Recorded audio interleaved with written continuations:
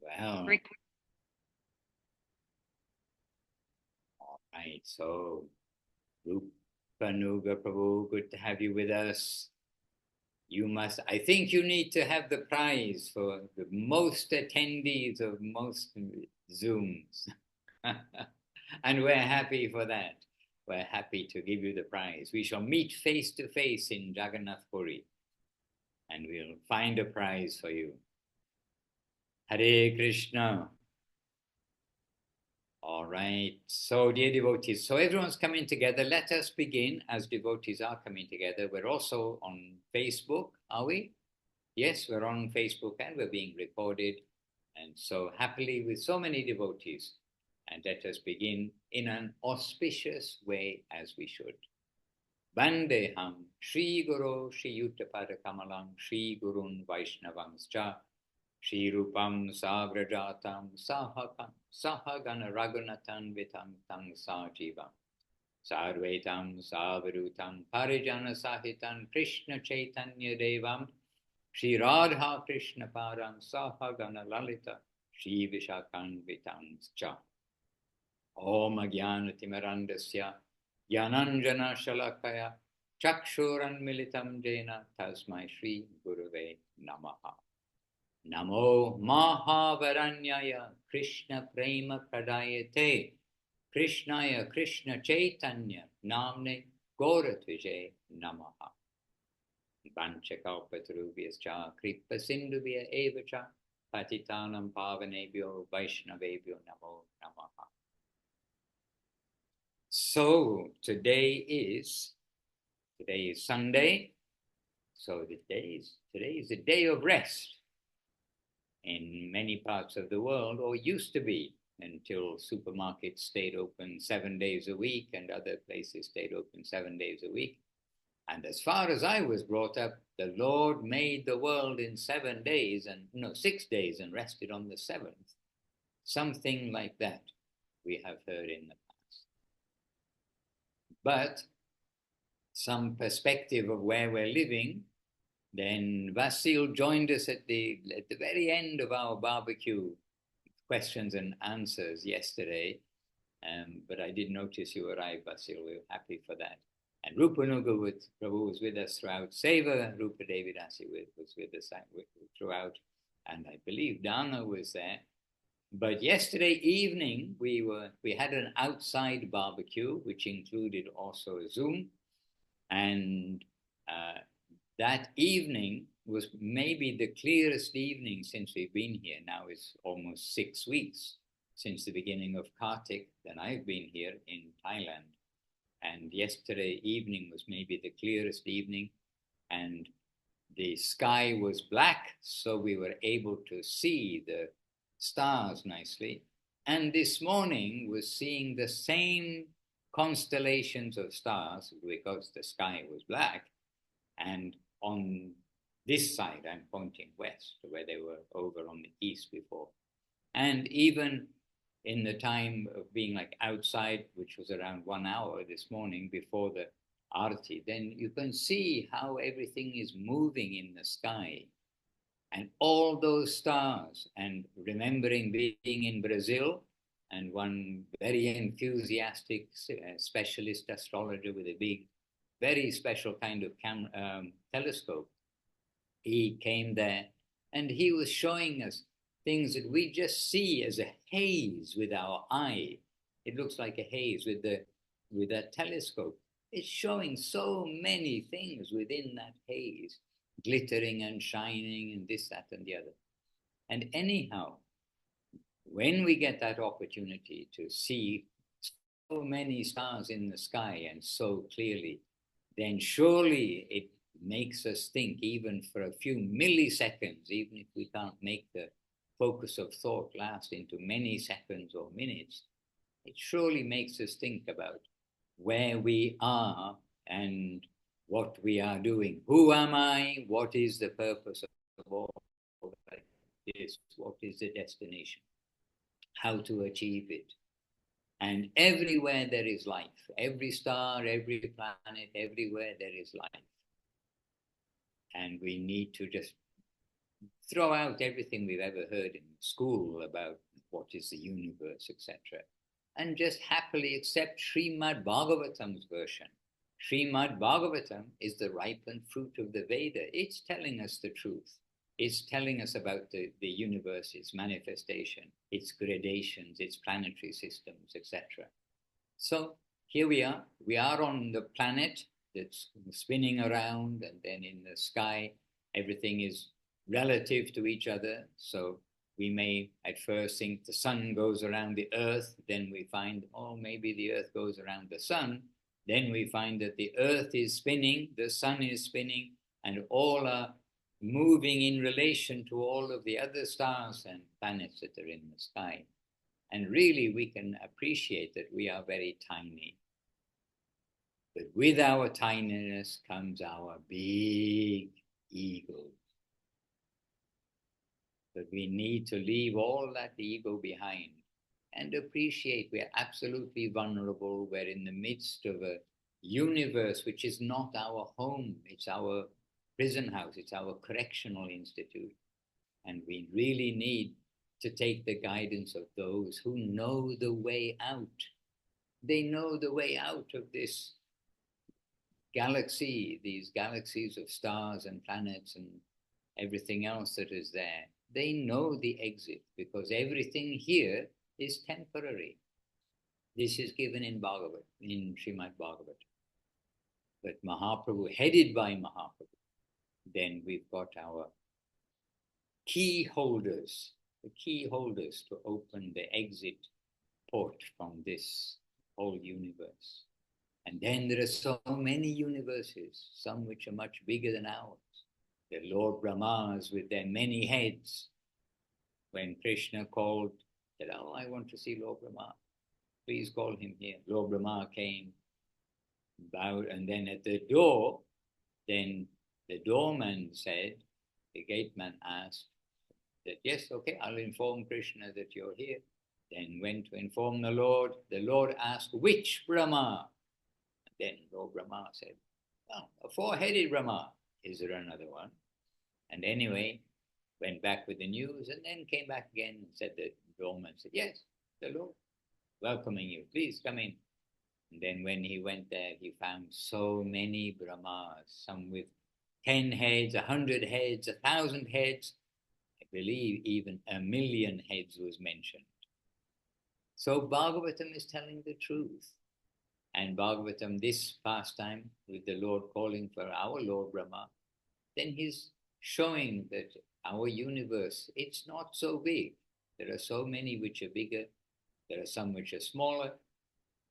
But in this universe, which man is only guessing about what is out there and making theories,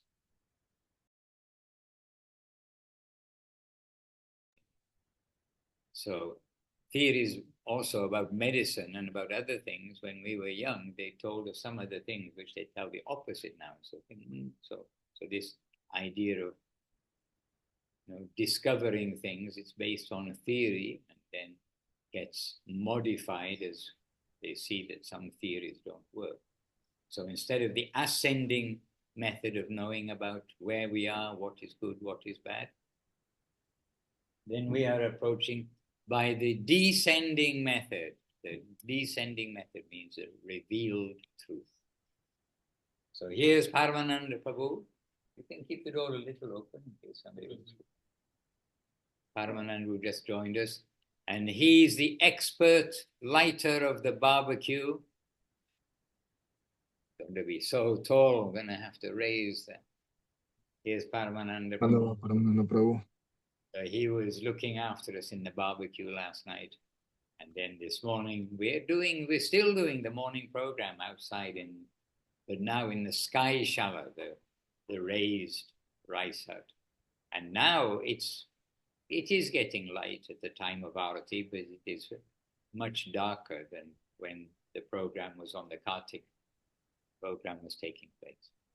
So anyhow, we were just reflecting about the stars, everything moving, how we are very tiny in a big cosmos, and now we should be humble and not think ourselves so important in all of this and see our situation and take a serious step to move on out. So Paramananda Prabhu has come, and Srilekha Devi Dasi has joined us. It's Sunday, so Sunday, actually it's Saturday, I know.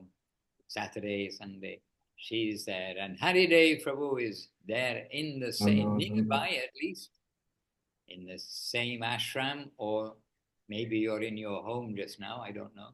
But I see behind you a monstero plant. Like in Vilu Govinda, Vilu Govinda's plant must be at least 45 years old by now. The plant can tell many stories. And Srilekha Devi Dasi is also at least 45 years old. She can tell us many stories too. So Srilekha Devi Dasi, back to basics. We're requesting your input, and any devotees may like to ask you anything, that is also fine. But over to you. Dandavat Maharaj, Dandavat Paramananda Prabhu, and Dandavat all the devotees. Super, super sweet to see you. Every time Maharaj does this, my mind just goes blank, but we'll struggle to try to remember something. Well, I've been thinking about this word Nirupadi because I heard a talk by Srila Gurudev today talking about how he gave some very insightful story about this particular expression. A Nirupadi means without any artificial covering over our intention. And the intention, a person is called Nirupadi or Nirupadi Vaishnava when he has no interference in his intention of only to serve. What is his japa is to serve. Whatever he's doing it to connect with the center. But he tells a very nice story. I think probably Paramananda Prabhu, maybe you heard this before. But one devotee who had disciple of Srila Saraswati Thakur, he came and he sat down on the floor. And Srila Saraswati Thakur said, "Oh, you're sitting on the floor." And he said, yes. He said, "You don't have your disciples with you." And he said, "No, I don't." He said, "Now you are a Nirupadi Vaishnava." Meaning, because he said, "And I am Sabhadika, I have coverings." In other words, I am not free to move. I cannot move freely. I have to sit on the chair because my disciples, I must show something that they will, see me to sit on a chair properly, and I have to do this. But you're free. You can sit down on the floor. You're free to do any service you want. Maybe it's an unusual story to tell, but I found it really, really charming because, of course, the disciple is not a problem at all. I mean, that's not the thing. But it was a very nice, insightful story to understand something of the mood of this word, free from coverings, because freedom really is to serve. And as I just had to reflect on this a little bit today, but it's something I was just thinking about, that when we want some result for ourselves, that is automatically in the plane of, death. What we will get as a result of our, of our own motives, when we have a motive besides service, that takes us to the plane of what is temporary. And freedom is to enter into the infinite plane of service. And that is completely infinite. It has no limitations, Vaikuntha. It has no limitations. It is the world of actual freedom. So anyway, these are just some things I've been thinking about today because that story was so charming. And we don't want to be, Guru Maharaj said that the real Vaishnava, that he's always feeling himself unqualified because he's coming in touch with the infinite. So he feels unqualified. He feels, oh, I have nothing. I'm the lowest of all persons. And he likes that position. He wants to be the lowest of all servants. He's so much touched by the divine environment. He wants the lowest place to serve. That feels very happy for him. And if Krishna wants, he will take him and move him and do all these things, but he has no feeling about that in his heart. And Guru Maharaj said that to desire anything for oneself in Vaikuntha, or especially in Goloka, it will feel very odd, very strange and awkward. Everybody's heart is pouring out with an infinite, unsatiable desire to give more of themselves. And that is the positive and free world that we are trying to worship right now. So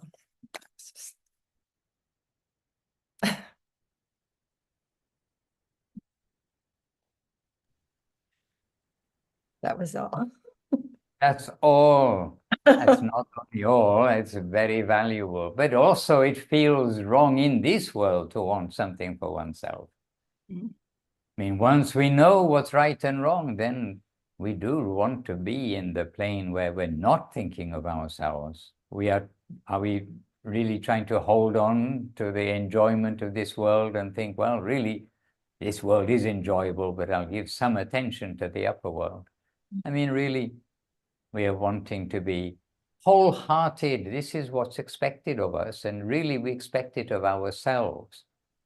I thought of something this morning when something came up, and I thought, we don't want to cheat others, but also Guru Maharaj points out that we should not cheat ourselves.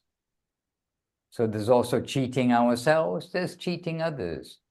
But we want to follow what has been given to us. And surely all of us know now that everything we do should be for Krishna. And we have to learn in the household life how to use everything for Krishna. We have to learn in any position in life how to use everything for Krishna. We are not naked sitting in a mountain somewhere alone. We're utilizing the energy of the Lord in the Lord's service.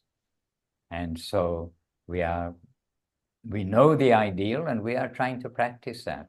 And Krishna says in Upadesh Amritam, we heard from Paramananda Prabhu yesterday, a reminder about, naturally we will gradually come to understand that Krishna is all in all, that love for Krishna is everything.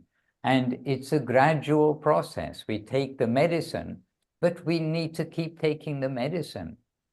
And taking the medicine, then that jaundice, likened to jaundice, because what is sweet tastes bitter to somebody with jaundice, but gradually they take the medicine, and then we find, no, it's sweet not to want anything for ourselves. It's sweet only to want to do things for the Lord. The holy name of the Lord is sweet. The Krishna's pastimes are sweet. And the stories of this world, they are just not only mundane, but actually you pointed out, Guru Maharaj, saying that anything which is not Krishna-centered, it is just taking us to death. It's subjects of the death world. So the things that we desire for ourselves are keeping us here in the world of death. And the 10th offense against the chanting of the holy names of the Lord is to maintain undue material attachment, despite all the good advice we've heard from sadhu and scripture. So we'll try our best. And here's Paramananda Prabhu. He can say a couple of words while I just get something here. Paramananda Prabhu is ever ready. He's one of the ever ready servitors. Well, just a couple of words. I'm happy Srilekha Devi already said something that gives me a little bit of food. Like the culture when you grow something. Don't specify details about that. But anyhow, yeah, it's a very nice story and expression. That reminded me about Bilvamangal Thakur's composition that Srila Govinda Maharaj relished so much. When you listen to him, you hear him quoting it quite often. And that is Advaita Vidi Patitaya Nipatya Tvananda Simhasana Labha Diksha Satena Kenapi Vayam Katena Dasikrita Gopavatu Vitena. So in that verse, Bilvamangal Thakur is also expressing something similar. And Govinda Maharaj interpreted it in many different ways, actually. And they're all true, they're all harmonized. He's saying that Bilvamangal Thakur is expressing, I was following the path of Advaita, the impersonal conception. And I was quite successful there. I had some following, I had disciples, I had some position. But then I turned to Krishna. I turned into his direction. And then I didn't even notice how one day he turned me into a maid servant of his. And he's saying, Gopavatu Vitena, that cunning boy who is chasing the girls, the Raja girls in the bushes of Raja, he turned me into his maid servant. A beautiful expression. Govinda Maharaj relished it so much. Mm-hmm. And really, this is actually our hope, and that's what happens when you are a Nirupadi. But to become a Nirupadi is very difficult. And another meaning of Nirupadi is also one who is free from any condition. There is another beautiful verse that we hear quite often, that word, and wonderfully expressed by Raghunath Das Thakur.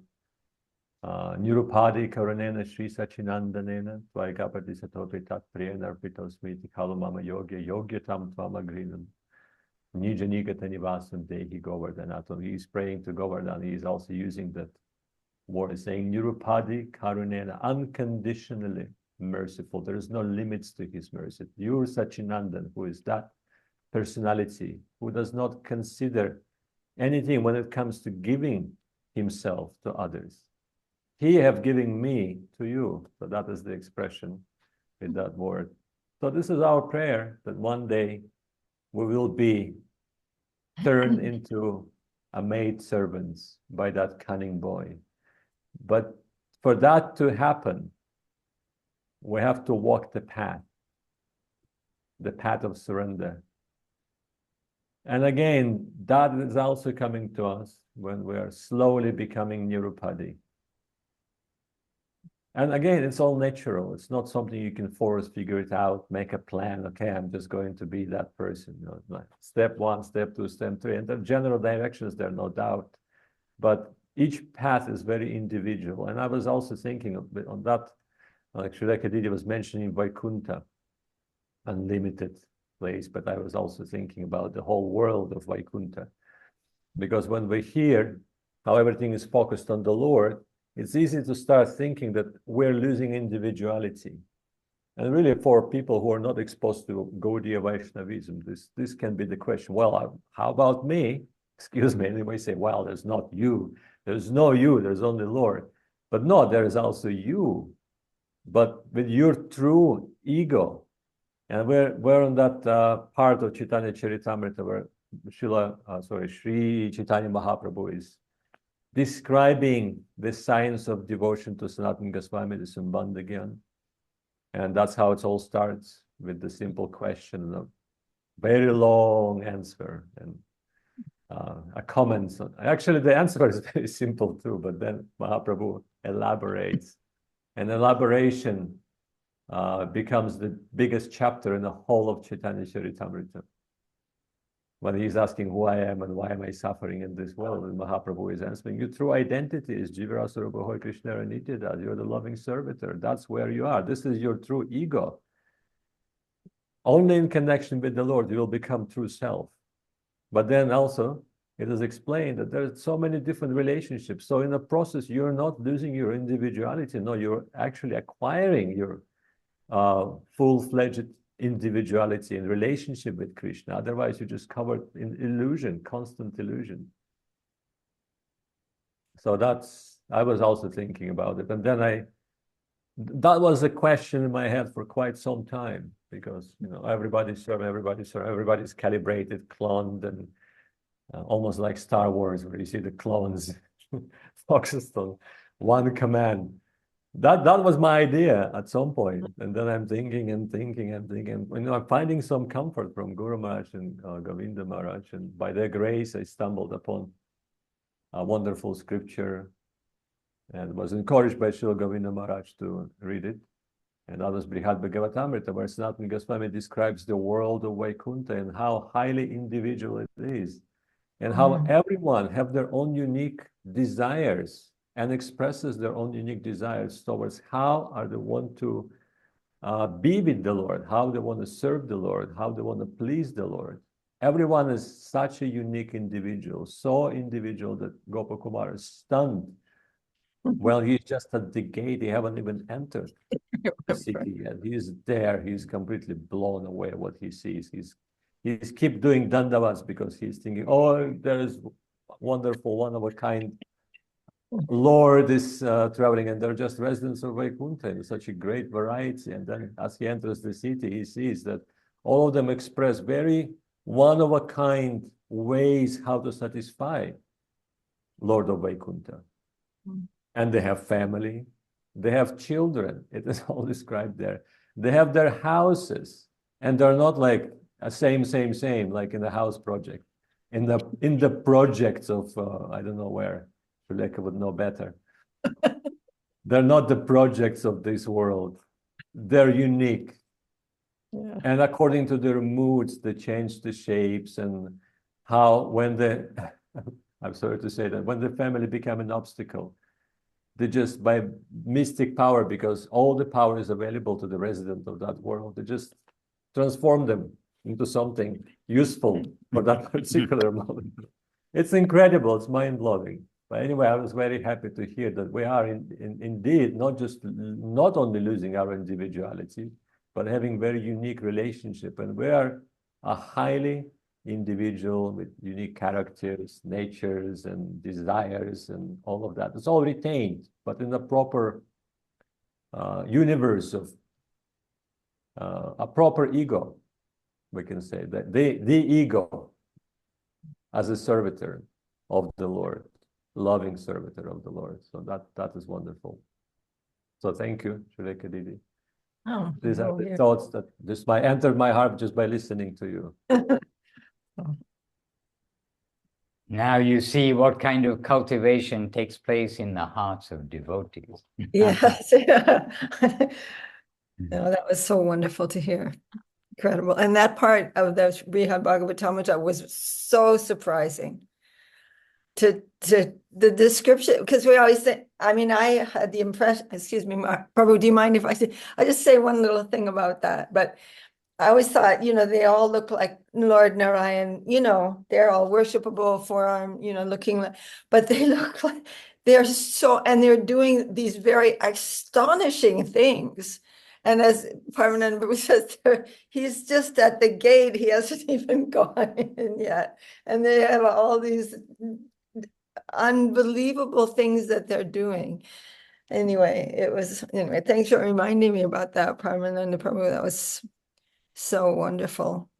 Excuse me, I can't stop. I remember Sanatana Goswami at some point, he observes, because he brought his tika, the commentary, because the scripture came through him. We can say it's not his composition, it's something that came through his heart. And then his composition actually is the tika. He's commenting on what he received, what manifested. And then he's saying that while Gopakumar is trying to explain how the world of Vaikuntha works and how it looks and how it feels, he understands that the Brahmin cannot understand to the full degree of the beauty and the ecstasy and the wonders of that world. So he's using some examples from the material world that are unlike. And even though from one sense, it can be offensive to use anything like that because it diminishes, obviously it diminishes Vaikuntha, but it is permissible. And that's what Swami Goswami, this is permissible in this case so that person can get at least some idea, some drop of that, what awaits him there. So in our case, we're also doing that a lot, all the time. First of all, I have no experience of that world. My experience came through my association with the Guru and Vaishnava. And I'm sharing what I have received, but really I have no clue. But even though what we received is so high sometimes for someone who is just coming in, we have to use something easily digestible to illustrate. And you're thinking, oh, I'm committing offense by giving that kind of example. Well, what to do? At least a person can relate to that.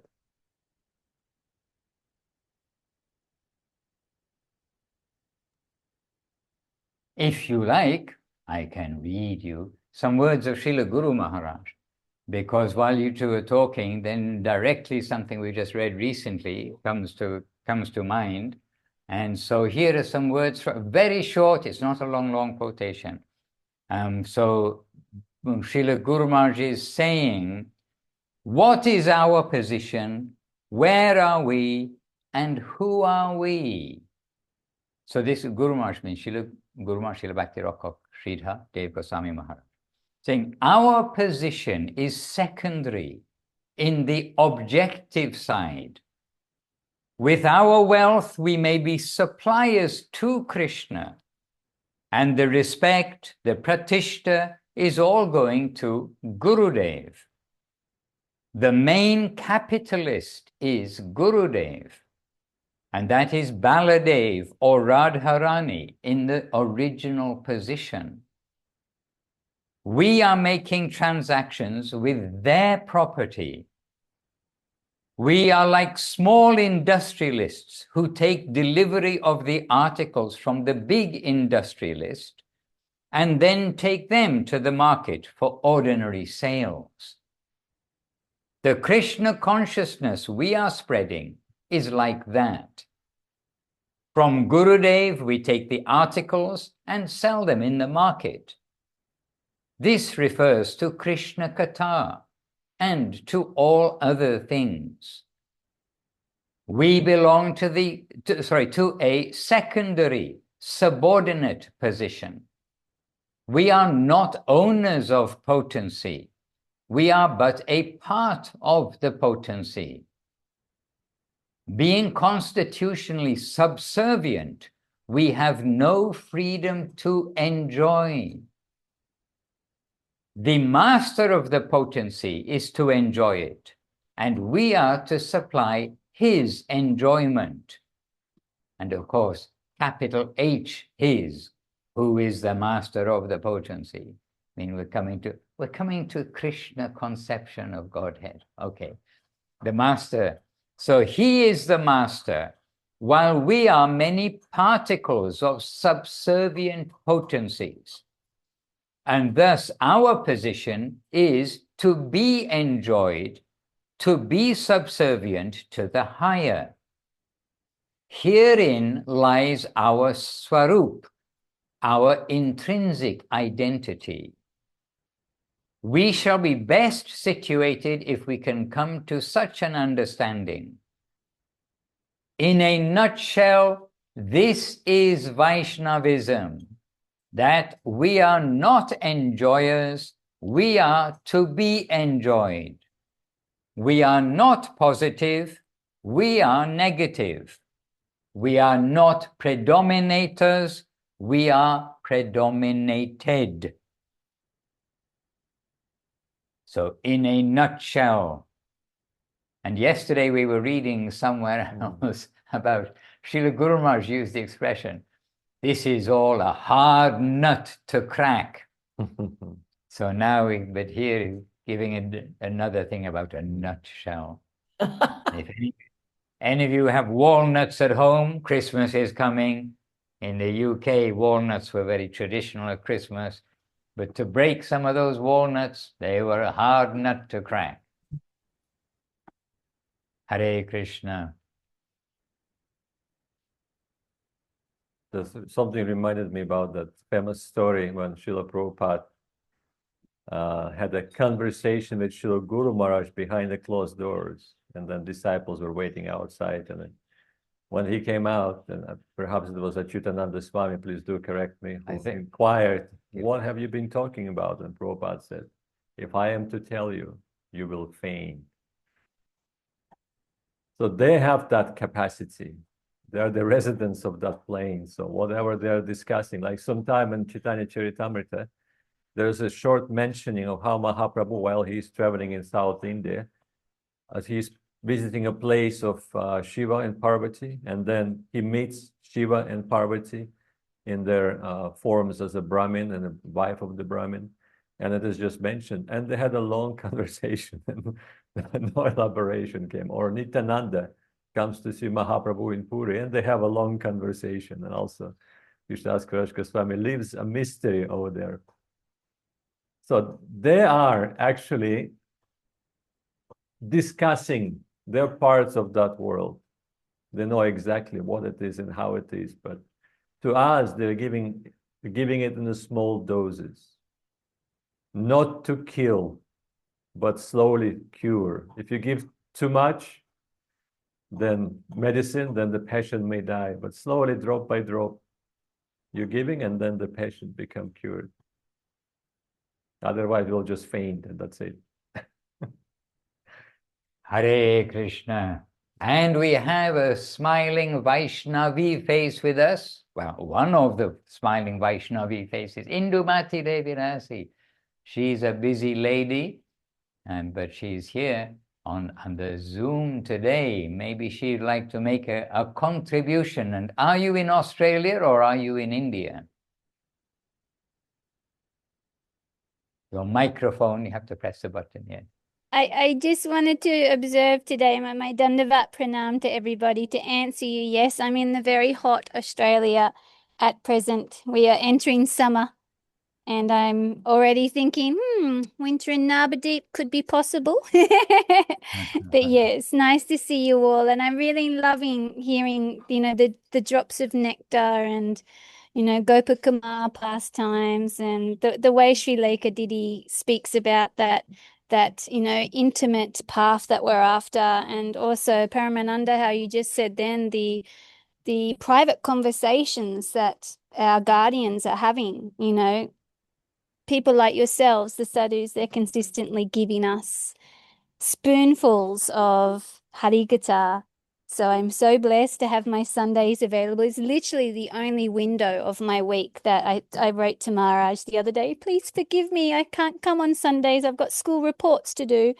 But Sundays is my only day that I can enter any live Harikatha, because every hour of my day I'm on global time and I'm booked out 14 hours online. So it's not very nice to be in front of a computer, but for me, Gurudev gave me that saver. So I'm so happy today that I had today. I said to all the family, no, I'm not jumping in the ice bath or the steam room or the sauna. You guys go away. I'm with Maharaj. So Dandavat Pranam to you all. And thank you, Maharaj, for organizing that conversation the other day with Pandit Didi. She is so beautiful. She's such a great servitor. And for the next generation, what a great representative and example and leader in our Sangha. You've trained her up very nicely. So I was very nourished by our conversation for her visit to Nirupadi. Hare Krishna. Gurudev and the devotees have trained her up, and her mum, who is a devotee, have trained her up. Yes, Sachi Devi Didi Ki Jai. But some hope for the future, and that is we have one good devotee, Sri Hari Prabhu in Brazil, and he's Srila Gurudev's disciple. Maybe you've met, I do not know, but he's a good devotee, and he's seeing the generations passing by, and he's seeing the new generations. And one very happy thing happened some time ago. We are talking perhaps on the phone or on Zoom, and he started saying, and this next generation, and then I'm thinking, he's going to say, oh, they got no attention span or this or this or this. But he, from his heart, he said, this next generation, I see they are the best generation. And that gave me a lot of hope. And then he went also on to explain a little bit because they've got everything. They haven't come in where we've kind of picked up just a straw or two, which is everything. If we just have faith in chanting Hare Krishna, chant 16 rounds a day, like that, then that's also fine. But so much has happened since Krishna consciousness entered into the Western world and actually re-entered into India in its own way too. But so much has happened in the maturing of Krishna consciousness, and this new generation, so many, they're joining where the maturity has come. So they're entering into Krishna consciousness with a full heart and with safety, with the guidelines, like collected together from Srila Prabhupada, Srila Guru Maharaj, Srila Gurudev, so they can live a sweet, devotional, progressive life. So yes, so Pandita, she's an example in front of you of the next generation, and we've got other examples. And when we're here, we're not on the computer also. I know you work on the computer a lot, but here we're not in front of the computer, we're in front of the devotees. So it's a different category of the screen. We're in front of the devotees. Hare Krishna. One thing, Maharaj, from Srila, well, on the same subject of being a nectar drop collectors. Actually, the very last chapter of Prapana Jivanamritam is called Avasheshamritam. The nectarian leftovers, or drops of nectar. Because Guru Maharaj, he quotes so many scriptures coming from the revealed scriptures, coming from the devotees' expressions of their heart. So he's collecting that, and he is relishing. He is the one who is the relisher of that. And then as he presenting it, he is relishing. And then that famous verse, Shishimad Bhagavatam Adusvadotsvar Satpadaya verse. So I found it, and I can read the translation of it, which is very wonderful, and reminds us about the position we are hankering for, the collectors of the drops, of the drops, of the drops of the mercy, the relished by the devotees who relished, and their turn of relish in their turn. So here's the translation. The bees intoxicated in the festival of drinking the honey of the Lord's lotus feet, busily humming the glories of the Lord.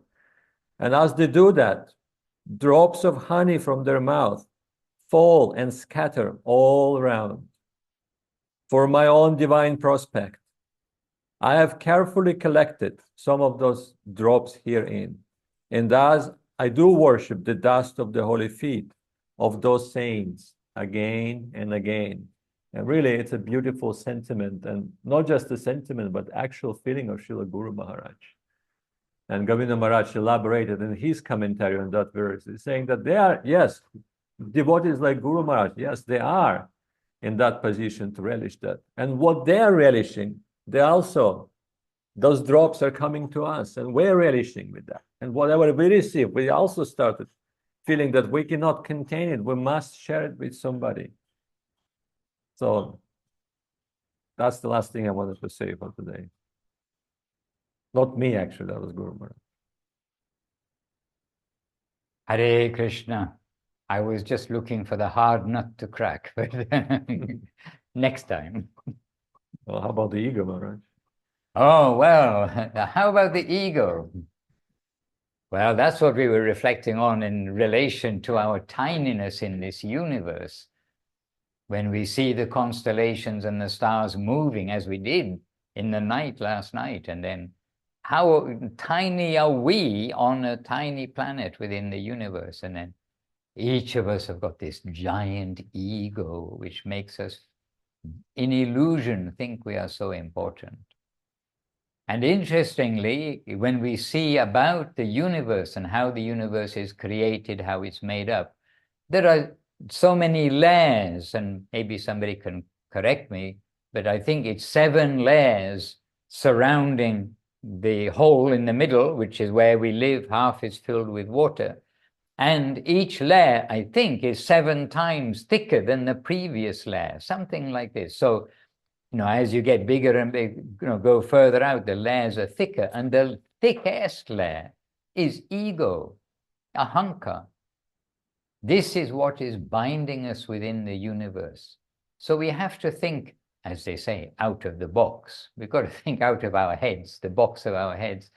And we really have to understand that ego may seem subtle, but it's completely alien, to our proper ego, which is the ego of submissiveness to those who are above us. They're submissive. We are a particle to be utilized. This is what means submission.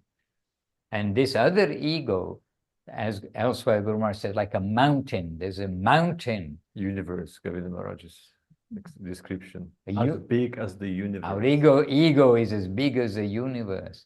Yeah. So many things to reflect on in that context too. When the thickest covering, that last layer, the thickest, hugely thickest, is the ego. So we think about rocks, we think, oh, we're confined by rocks and by iron, by, like this, but actually we're confined by ego at the end of the day. And we have all these titles in the world, the VIP, the VVIP, it just keeps going. A very important person, very important person, very, very important person. And there's also a very unimportant person title, but that's also a title. It's extension of the ego. It's not that you're suddenly so humble, so ego-free. No, it's also expression of ego. One of my favorite stories that I heard from Srila Prabhupada's disciples, again, Srilekha Devi, do correct me if I'm wrong. He said that one disciple came and started saying to Srila Prabhupada, "Oh, Srila Prabhupada, I am the fallen person. Actually, I'm the most fallen out of all the fallen people. I'm the most fallen of the fallen of the fallen." And Prabhupada just smiled and said, "No, Prabhu, you're not any of those. You are simply insignificant." And that's the proper title, S.I., simply insignificant. And that's a very bitter pill to swallow. That's another expression by Srila Guru Maharaj. It's a bitter pill to swallow. But when we think of this in relation to mundane life, it means we become almost like a ghost, like unknown, no significance. That is a very painful thought for us. But in divinity, it doesn't need to be big. It's the plane of affection. It doesn't require bigness or importance. We're coming into an atmosphere of extreme affection. The whole of the plane of divinity is made of affection. And it's sweet. We're coming in the proximity of souls who are so lovely, so affectionate. They're our guardians. We can never conceive of such a sweetness. So that insignificance is meaning within this plane. It's fake. It's fake significance. It's not even who we are, but we're trying to make some idea in others' minds, and that's an addiction. It's a weakness that others need to admire me or think something about me. That it is not real. But we're going to a plane where that kind of feeling is not necessary. It's home comfort. Like a newborn baby gets all the affection. He's not left alone because he doesn't know really how to do anything yet. You know what I mean? It's not like that. We're coming out of the mean streets of exploitation where we should not try to be significant because it's all wrong. It's not even true. Well, we don't require this kind of significance in the plane of a family, in the plane of affection. So we want to go home. and be a part of that, be a serving unit, be a contributor to that atmosphere where everyone is contributing. No one is not contributing. Everyone wants to have the lowest position to serve because it's so sweet. I mean, we're hearing this, we're hearing about this. So we're coming out of false significance into real life, affection, an ocean of affection. And then we have to qualify ourselves. How affectionate am I? How much of a giving unit? Nirupadi. Get rid of, sarvapadi, vinirmuktam. We want to get rid of all of these things ourselves, and then we can be with such wonderful divine atmosphere and persons, servitors. And we can think in this world, in our devotee world that we've come to, we can think of devotees who really have been very meek and humble to just follow what is being asked of them. And we can, you and I, we can immediately kind of make a little list of such devotees.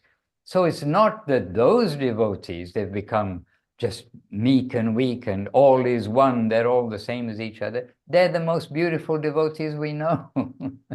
And they're welcome everywhere. And they have another aspect to their nature, which is that richness that you're indicating. In fact, by, again, you're saying these things and we are being reminded that in this world we see how glorious is a truly submissive devotee. Submissive, of course, not just to anywhere and everywhere, but submissive to what is the descending current and doing that.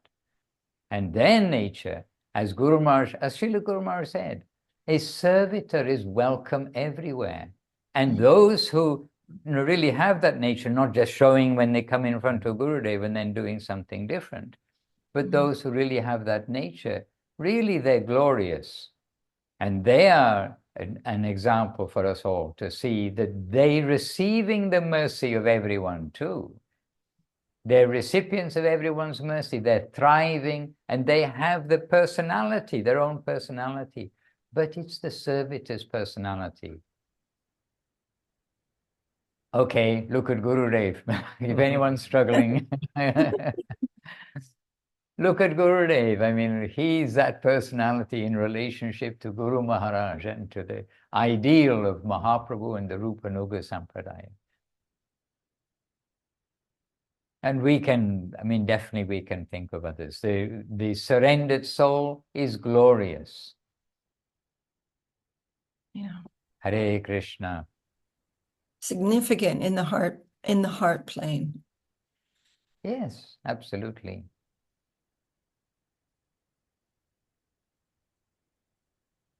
Oh, there's a chat something in the chat box.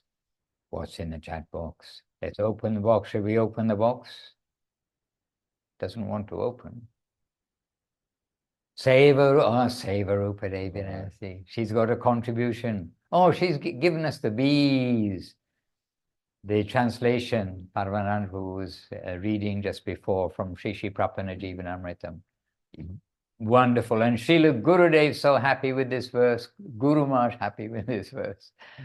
And this is really their expression. What to speak of us. By the way, we keep looking up. We've got many jiva souls above our head here making lots of noise. And I've seen their footprints. They're huge. No, they're not so huge. Perhaps we should help them to progress on the evolution scale. Yes, outside the house, not inside the house. We send them out by one way and they find another way to come in. And they're very heavy. I think they're very eager to have a sadhu association. I wish I am that eager. Hare Krishna. But they can hear our conversation, so we have to mention many times Gauranga, Nityananda, and get them to hear the names of the Lord. Now we're curious, Maharaj. Are you talking about like tuk-tuks or like little No, no, they're heavy and big. Talking Oh, about, well, they're field rats. field rats. Yes, they're different from the rat and nasty Ah. from And they our walk perspective. around. But they're heavy. They sound like they're having a party. Oh, they're on the roof or on the ceiling?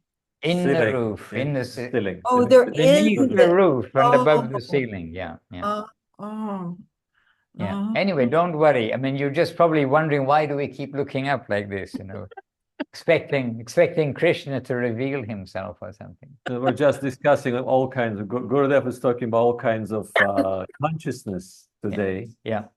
The animal consciousness, the beginning of the human consciousness, budding consciousness, about to blossom in a bud form and all of that. So here we are getting some examples, life examples. And I don't know if you can hear the hammering in the background, because Zoom does cut out a lot of things, no.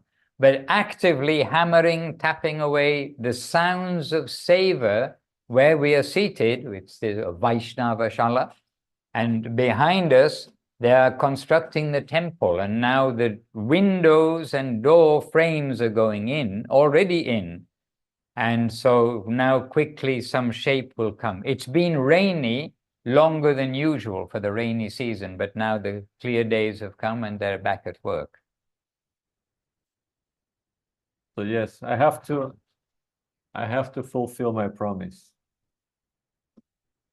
Promise? To finish for the next festival. Oh, the temple, yes. Temple. I'm curious to see what the roof will look like. What color?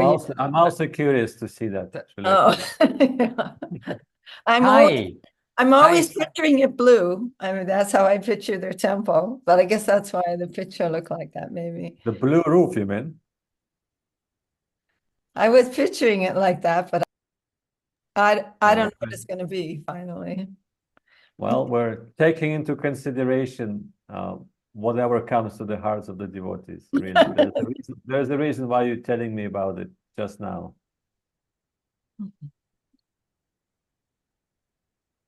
And will be golden Mahaprabhu, and we were discussing different things, and we did mention in relation to a blue roof, then that will be reminding us of Nityananda Prabhu with that blue color.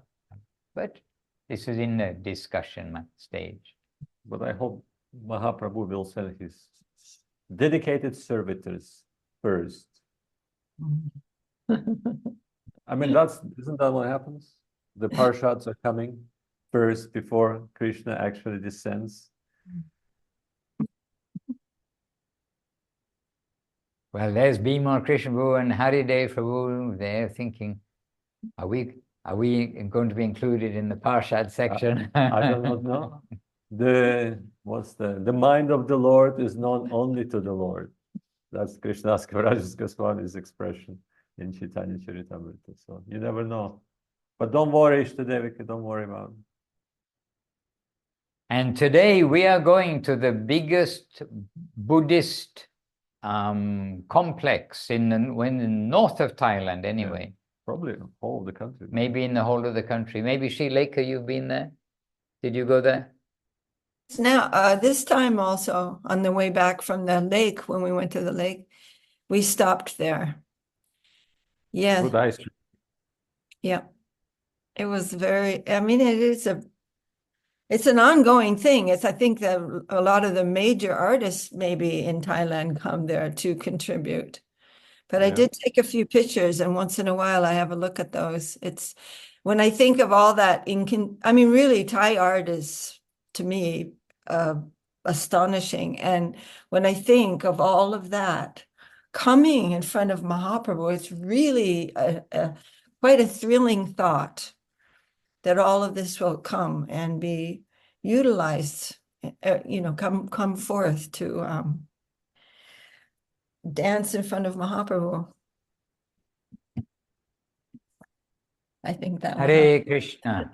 Okay, so dear devotees, Nirupadi, we are aspiring to be Nirupadi devotees. Oh, here's something from our servants of the nectar.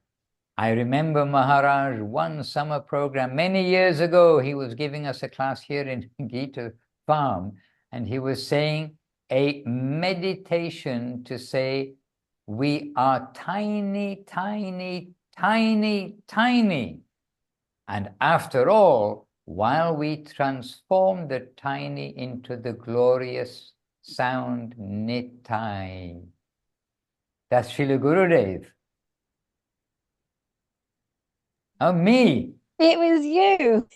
Oh. Yeah, we were all sitting around with all the children, and you were calming us down. It was a hot afternoon. I think we got back from a beach day, and we came back here, and you were going, "Oh, everybody say tiny, tiny, tiny, tiny," and all the kids were following you, going tiny, tiny, and then we ended up hearing we were saying Nittai, and we were all laughing. So yes, yeah, it was very funny. Very Thank good. you for the reminder, the things we do when we're with the children. Let's see. Oh, so I do remember you said, or I was calming everybody down. The children, they do need calming down sometimes. And there in the Govinda Dham, just there, then one time with the children, they were along the front and maybe the adults were behind, but the children started copying everything I did, like every mannerism. I put up my hand, I say something, do this. And no, we think we don't have any mannerisms, but the children, they're copying. And so we played along with it, not to get disturbed with it, we played along with it and then got them also. I think whether that was the same time or not, but we tried to get, okay, if they're going to copy me, then copy something good. So, but the tiny, tiny, tiny, tiny knit. Yeah, okay, I'll have to practice it. tiny, tiny. You have to just start on the second syllable. Ni tiny, tiny, tiny. Tiny, tiny, tiny, tiny, tiny. And another glorious memory I was sharing with Pandit Didi, that summer was the last time you were here for us, and it was so glorious. But we had all these activities going on in Sri Govinda Dham, and Maharaj is floating around to all the different workshops, and he's come down the bottom, and we're on the river of Sri Govinda Dham. We're doing archery. And I just did not know this aspect of Maharaj. And all the kids were really, stressed because they couldn't get their bullseye. And they're like working out into muddy. You said you're a good archery teacher and I'm not getting my bullseye. And then Maharaj comes up and I've got the best photo of him. And he goes, "Oh, give me a go, children." And he picks it up and boom, gets the bullseye.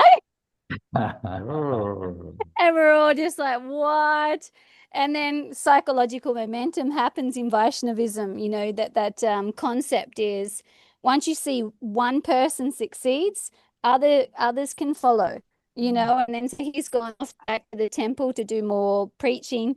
And then, not joking, every child that bring up, the arrow, they were so close to getting the bullseye then. So yeah, I've got so many fun memories. And last one, we did a trivia night here, and Maharaj is like, "How's that going to work? I haven't done one." I said, "Just need you to be the panel and be the fair Vaishnava, be the fair Vaishnava." And you ran that so gloriously. And, we had teams. We had a Krishna team, a Balaram team, a Gauranga team. And the way you gave us the points was so great because everybody was trying their hardest to memorize the Leelas, but you made it so joyful. And I miss your company in those programs. Yeah, the summer programs were the best. And you represented Gurudev's teaching of saying the children are our future and our fortune. And what I love about the real sadhu is when they're around the children, they get the children engaged and they get the children inspired. And you do that so beautifully, Maharaj. So, yeah, thank you for letting me share those 3 pastimes. I cherish them with all my heart. Well, the champion of engaging the children happily is Srilekha Devi Dasi. She's got her plays and so many things she did. And I remembered your home there. and we were doing those teams, etc., and some different kinds of challenges that you all organized. You just engaged me in doing some, participating in some way. And I remember, Shripad Tyagi Maharaj was there, and everyone knows he's so scholarly and everything else. And I think it's the only time I ever beat him in one of these challenge things. So that's how I can remember that. Again, it was all in very good humor, but it's one of the few times, and I was surprised. Okay, now I marked this one up. So my big ahanka, my big ego remembers because this happened. But they were good days. It's always good days with the devotees. And I know that you're continuing those good days with the younger section and with the older section, with all devotees. We always want to encourage each other, support each other, help each other. And that's also the nature of the upper world, where Srila Guru Maharaj directly says, there they are mad to help each other. They're mad to help each other. We want to at least have some idea of this, that we are not here to put ourselves anywhere. We're here to help others because we know that Gurudev, Guru Maharaj, Srila Prabhupada have all that wealth, that Mahadhan, the greatest wealth to distribute. And we need to help each other to behave properly so that they may be gracious to distribute that to us and to the next generations coming. They're the storehouse, they're the reservoir of all of this grace. Okay, dear devotees, happily with you all, and beginning with this idea of the Nirupadi Vaishnava, the Vaishnava completely free from the designations of this world. We'll all go step by step, and we've got the perfect steps to follow, those of Srila Gurudev, Srila Guru Maharaj, Srila Prabhupada, and we've got our best generation coming up who are entering into the mature Krishna consciousness in the world. So let us ourselves all do the best for each other and for the newcomers and for the old timers. We've got to keep nourishment everywhere because we're all children of our masters. So let us be good children.